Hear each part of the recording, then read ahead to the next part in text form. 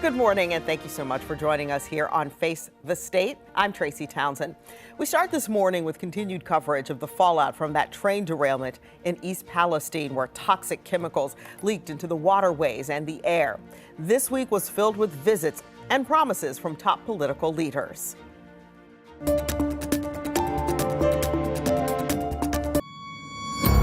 There was no loss of life, but the way of life, the sense of comfort that comes with living in a community like East Palestine, has been shattered. We're going to hold the railroad responsible. No matter how much data we collect or provide, it will not be enough to completely reassure everybody. You don't know how this is going to affect you. What we got so far, we've had some good answers, but then again, there's more questions to be asked. However long it takes, we're going to work to earn your trust. Norfolk Southern injected unnecessary risk into this crisis. We will not leave them. We will stay here. We will continue to test. We will continue to do what needs to be done. There are a lot of elements to cover for you this morning, including a visit to Ohio from U.S. Transportation Secretary Pete Buttigieg, the demands from the EPA to Norfolk Southern, and what's happening at the State House to prevent a crash like this from happening again. We start, though, with the update on the investigation from the National Transportation Safety Board. According to the preliminary crash report, that train was going 47 miles an hour when it crashed. The speed limit is 50. The train did pass 3 detectors made to alert the conductor if the bearings were too hot. The last reading came back at 253 degrees. And to put that into perspective for you, greater than 200 is considered critical. The NTSB says this was 100% preventable, and there's no evidence the crew was at fault. They're going to conduct an investigative field hearing in the spring. This is a rare step to take after a crash. There are 4 goals for that hearing. Number 1, inform the public. Number 2, collect factual information from witnesses. Number 3, discuss possible solutions. And number 4, build consensus for change. That update came the same day Transportation Secretary Pete Buttigieg toured the crash site. 10 TV's Bennett Haverly asked him how he plans to hold Norfolk Southern accountable. The trains have been back on the tracks for several days in East Palestine, Ohio. The people who live here say their lives are still derailed. Barb Thompson is working to help her 80-year-old mother move. So we've been packing real hard, trying to get it all decorated cute. Now it's time to go. Now it's time to go. Her mother's home sits just 400 yards from the site where 38 cars on a Norfolk Southern train derailed.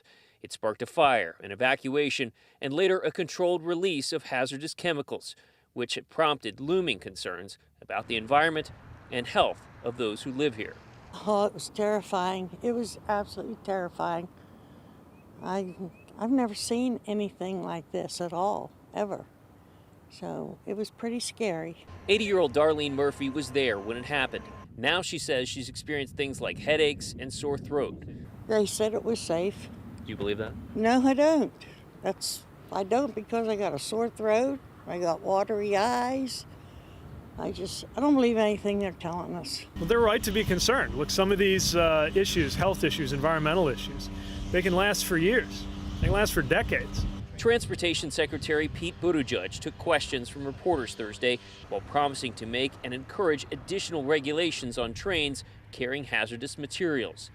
So what assurances can you give the people of East Palestine that you're going to hold Norfolk Southern's feet to the fire, and that when all the news cameras are gone, while the politicians have left, that they will actually be safe and that they'll have their town back the way it was? That's exactly why we're here. That's why we've been here from the first hours of the incident as an administration. And it's why our interest both in what happened here in East Palestine and in keeping our railroads safe doesn't go away when some other hot news story comes into the headlines. We're going to be here day in, day out, year in, year out, making our railroads safer and making sure Norfolk Southern meets its responsibilities. Despite those promises, there is another symptom spreading here among those we spoke to: mistrust of those in power. Yeah, they're patronizing us. Yeah. Telling us what they think we want to hear. Yep, and it's just plain old bull. And you could put that on TV. I hate it. Appreciate that. Here's to you. Thank you. And there you see Governor Mike DeWine and the federal EPA administrator raising a glass in East Palestine this week. They drank the tap water to show their confidence in the state's test results. Now, at the same time, the EPA is promising to hold Norfolk Southern accountable. 10 TV's Brian Somerville details the agency's demands. The sense of comfort that comes with living in a community like East Palestine has been shattered. U.S. EPA Administrator Michael Regan says the train derailment aftermath has shifted from emergency response to cleanup. So far, more than 550 homes have been tested, and he has assured the people of East Palestine water and air sample testing will continue. I recognize that no matter how much data we collect or provide, it will not be enough to completely reassure everybody. It may not be enough to restore the sense of safety and security that this community once had. Regan says the responsibility falls with Norfolk Southern to make things right. Monday, an order was signed that will require the train company to clean up all contaminated soil and water and safely transport any waste to a safe location. Norfolk also has to reimburse EPA for cleaning services, participate in any and all public meetings, and submit a cleanup plan for EPA approval. If Norfolk Southern fails to do any of these, they face major fines. The agency will immediately step in, conduct the work ourselves, and then force Norfolk Southern to pay triple in cost accordance to the powers granted by my agency. Governor Mike DeWine and Pennsylvania Governor Josh Shapiro calling on Congress to make changes to the railways. There is something fundamentally wrong when a train like this can come into a state and the current law does not require, despite what they were hauling, does not require them to notify the state or local officials. DeWine also re-upped on his promise to the people of East Palestine. Help will not stop until the town is once again made whole. We will continue to test. We will continue to do what needs to be done in the weeks and the months and the years as we go forward. Brian Somerville reporting. And now to an update on how the derailment has impacted wildlife. Thousands of dead fish have been pulled from waterways around East Palestine. And Ohio Department of Natural Resources experts say they can't predict when the ecosystem will recover. We're happy to see that live fish have already returned to Leslie Run. That's a great sign. The fact that we're not seeing any fish in distress is a great sign. But at this point, we aren't able to put a timeline on that. So far, ODNR officials haven't identified any threat to the Ohio River. The department's teams will be on site in East Palestine every day for the next few weeks. Families with questions about their pets are encouraged to contact their veterinarians. You know, many people are asking what the state can do to prevent another derailment in our state. That question was at the center of a Homeland Security hearing at the State House. 10 TV's Lindsay Mills was at that meeting. There are a lot of limitations with preemption at the federal level. John Esterly is the chairman of the Ohio State Legislative Board with the Brotherhood of Locomotive Engineers, the union that represents many railroad employees. He says regulation can happen on the state level, but there are limitations. There is the caveat that it cannot restrict rail business severely. Esterly is pushing for tighter safety regulations in a transportation budget request. He wants to see two-person crews maintained on freight trains and clearer guidance on wayside defect detectors, which detect issues with rail cars. He says there needs to be direction on what happens when they alert the crew to a problem. Esterly says there was a detector in East Palestine and another one 19 miles west. There are 15 active railroads in Ohio, and there are 7 that report to us on high hazard. And even though the train that derailed in East Palestine was not considered high hazard, Karen Huey, the assistant director for the Ohio Department of Safety, says there's a need to have a better knowledge of exactly what's being transported and how often. There is an ability for a local EMA manager to understand, or director to understand generally what travels through. It's just when the crash occurs or something occurs, it's not so easy for them to determine what was on that train.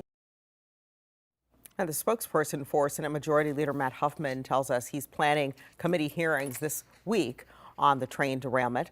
We will certainly keep you posted on what happens during those particular hearings and meetings. Still to come this morning on Face the State. The petition to put the issue of abortion access on the ballot is now in the hands of the Ohio Attorney General. It's incredibly harmful. It's also just a really, really scary precedent to set. A controversial bill comes back to the State House. One group says it will keep kids safe, and another says it can only do harm.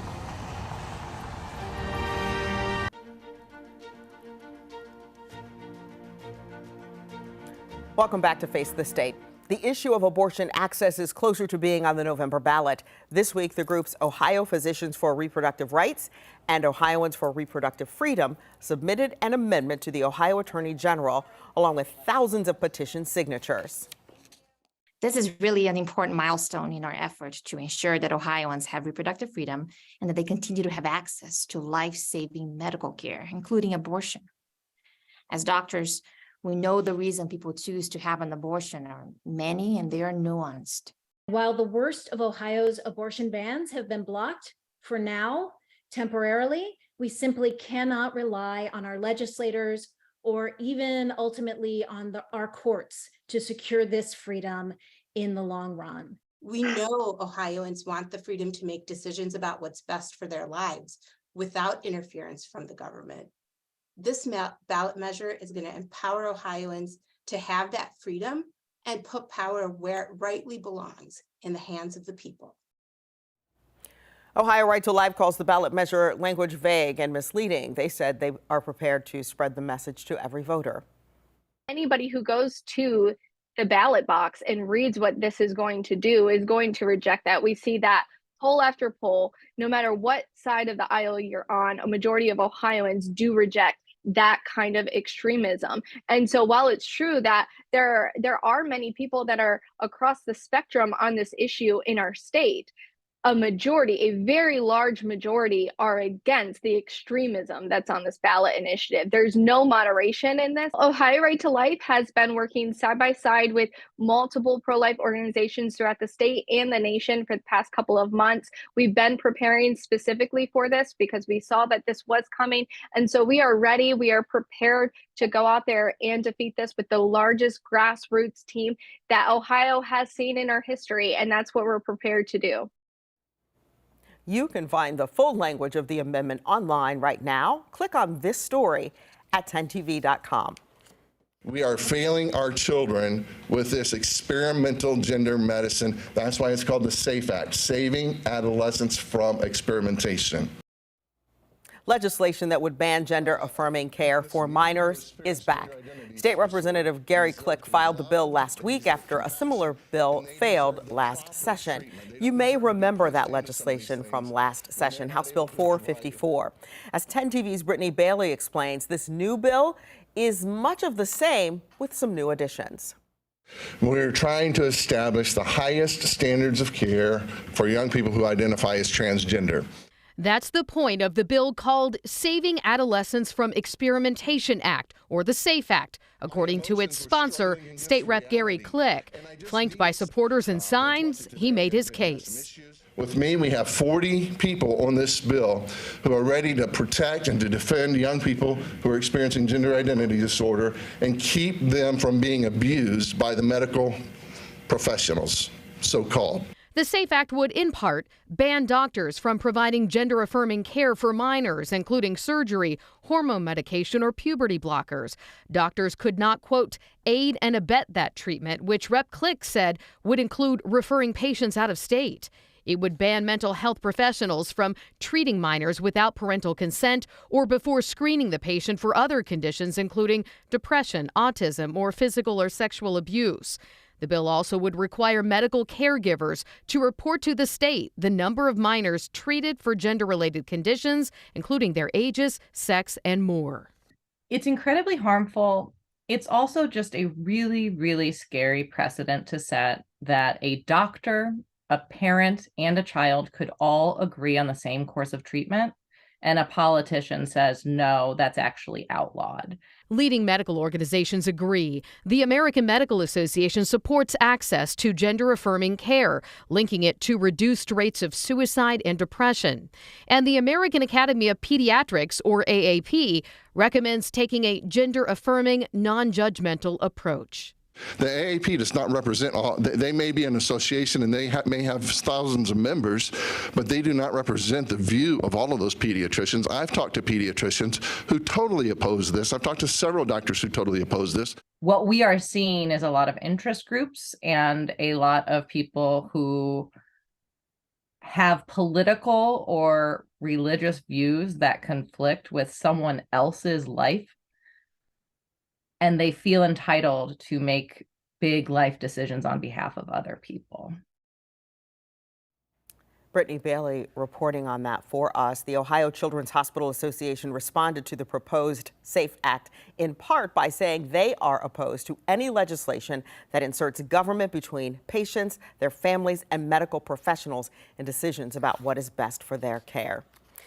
Ohio Secretary of State is throwing his support behind a new bill that would change the way you get data from your local board of elections. Senator Teresa Gavarone introduced the Data Act. She says it's designed to increase transparency and confidence in our elections. This bill would standardize definitions and processes for data, creates a new position under the Secretary of State for data analytics, and streamlines communication between the Secretary of State's office and each county's board of elections. Secretary of State Frank LaRose says he expects this to earn bipartisan support. When people look behind the curtain, what they're going to see is how well run our elections are. The problem is that the current ambiguity, the current lack of transparency in some ways breeds those conspiracy theories that are often not based in reality, right?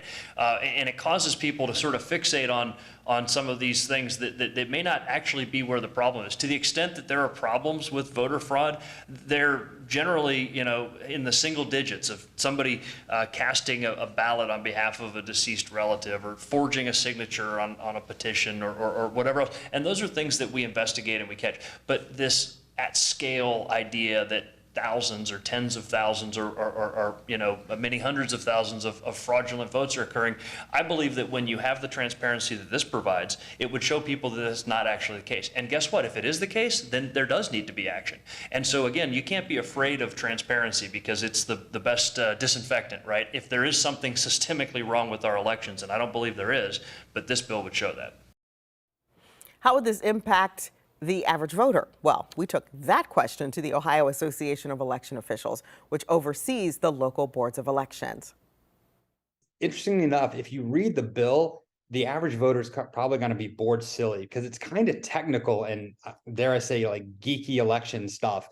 But at the end of the day, if you're an academic and you're doing academic research, or if you're just the average voter that wants to go and have a better understanding about our election system, it's really important that you have one place where you can go on the web and see data, and that the data looks consistent from election to election. New research shows there is a need for more Black psychologists. Up next, an expert explains why that is critical.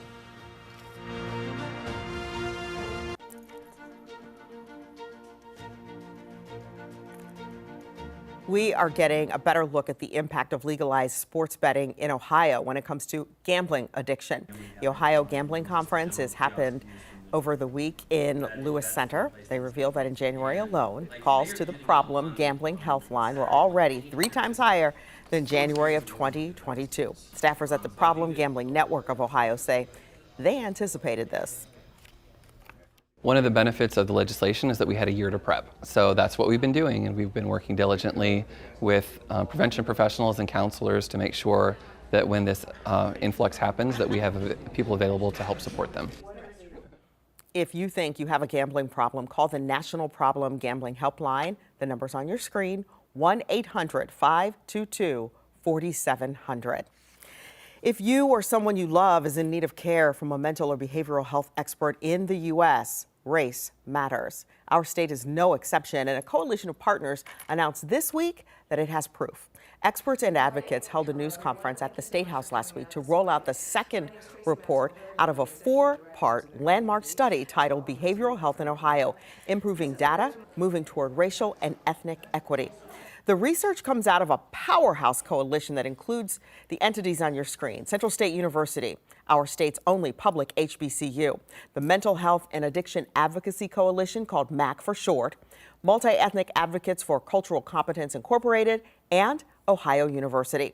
Their work shows the behavioral health workforce does not reflect the racial and ethnic diversity of the population. Specifically, 12.5% of Ohioans identify as Black, but according to available data from licensing boards, less than 5% of psychologists are Black. Joan England, who's the executive director of Mental Health and Addiction Advocacy Coalition, told me that the barriers minorities face in trying to access care are different from the barriers other Ohioans face.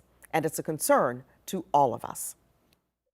There's a lot of discussion, Tracy, out there about the need for behavioral health services. There's also a lot of discussion out there about the need to increase the behavioral health, for example, workforce. But there hasn't been discussion about the need to increase the diversity of our workforce, to increase the people of color providing services, to increase the people who speak languages beyond English that can serve non-English speaking Ohioans. That's where this installment on Tuesday hits home. What are the needs? What's the disparity? What are the numbers? We know the number of people in Ohio who are of color. How many clinicians in Ohio in each of those fields? Social workers, nurses, psychologists, doctors. What do each of those workforces look like? That's what we're going to unveil on Tuesday. And it's so critical. I mean, it matters because I can kind of hear people going, well, why does it matter? And what would you say to a person who asks you that? It does matter. Research proves that it matters, that concordant services, if you're getting services from someone that looks and sounds like you, the outcomes are better. And Tracy, I'll tell you, this morning I was thinking about this and I thought, I know so many women, for example, that candidly prefer a female OBGYN. Why? She looks like me. She knows what I've been through. I just feel more comfortable. I don't have to explain as much to her. She, as a female OBGYN, just gets part of me, right? From the very beginning. The same is true in regard to behavioral health services and minoritized communities.